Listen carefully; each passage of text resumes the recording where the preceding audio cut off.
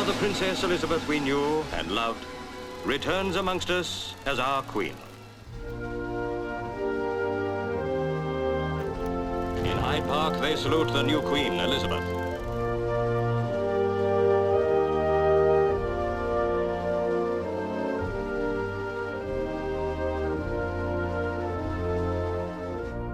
Hello, it's Katrina at the Sewing Studio. Today I thought I would share with you my Jubilee quilt. I made this in 2012 to celebrate the Queen's Diamond Jubilee, and I'm going to make another one this year to celebrate her Platinum Jubilee. And this style is called Sew in a Row. So over the coming weeks I'm going to show you how to do each row that's in this quilt. So today we're going to start with this row of hearts, and these are slightly raised up off our background fabric. So I'm just going to show you how to start with that one because that's a nice easy one. Each of the rows measure 6 inches, and I did mine the width of a bolt of fabric.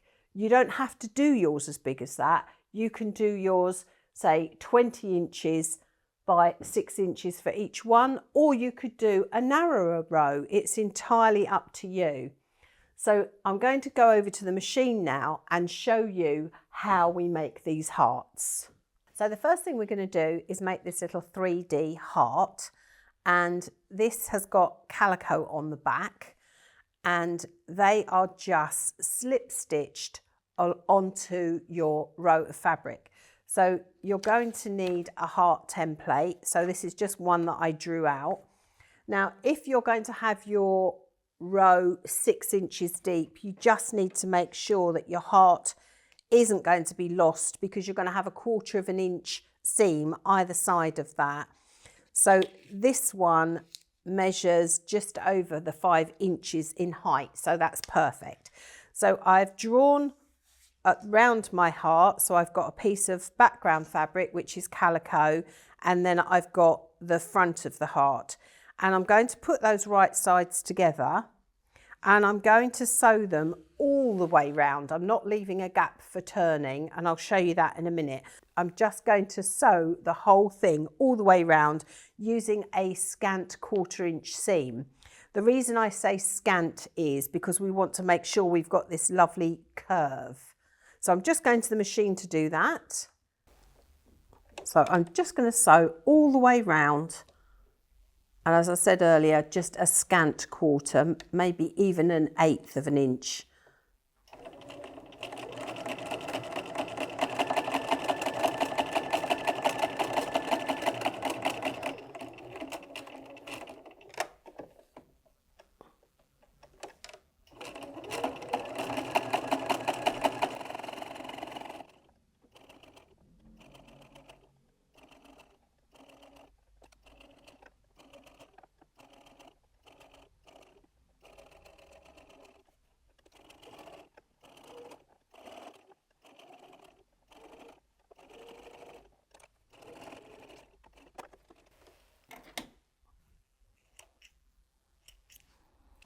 Now I'm just going to check that I have gone all the way round and that I haven't missed any of the fabric.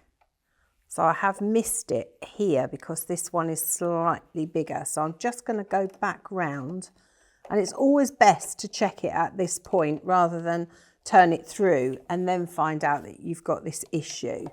So I'm just going to sew it on the other side just to make sure that gap is closed.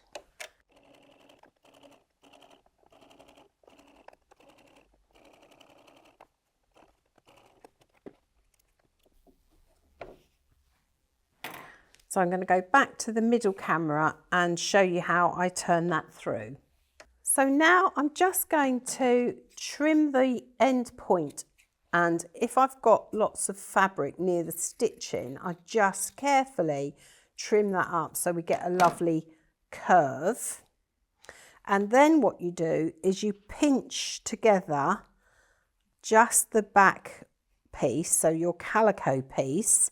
So separate that from your front fabric and just put a tiny little snip in it, And then I'm just going to snip down, because this is on the back, you're not going to see this. And then I'm going to turn it through.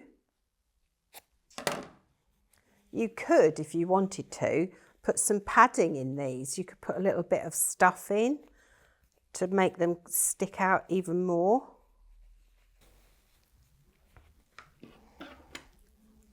Just going to carefully use my tweezers, the other end of my tweezers. I'm being careful not to go through where my stitching is. And then I'm just going to give that a little press.